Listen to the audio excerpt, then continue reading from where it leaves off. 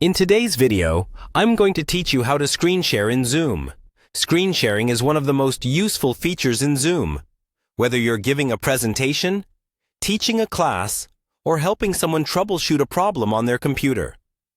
By the end of this video, you'll know exactly where to click, what each option means, and how to avoid the most common mistakes people make when sharing their screen. First, make sure you're signed in to Zoom and either join an existing meeting or start a new one.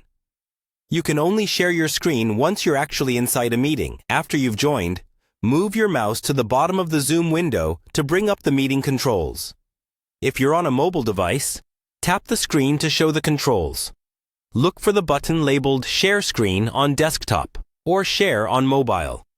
It's usually in the middle of the toolbar and is highlighted with a green icon. Go ahead and click or tap that.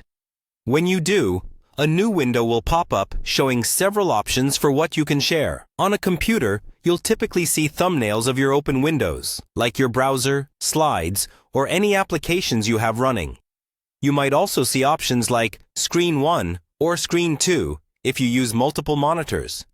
If you want to share everything on a specific monitor, choose the screen option. If you only want to show a specific document or app, select just that window.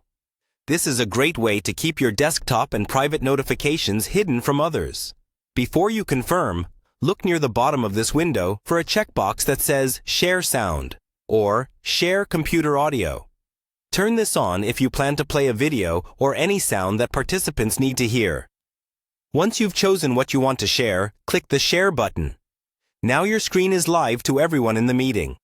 You'll know you're sharing because Zoom will frame your screen or window with a colored border, and you'll see a small toolbar, usually at the top of your screen, that says you're sharing.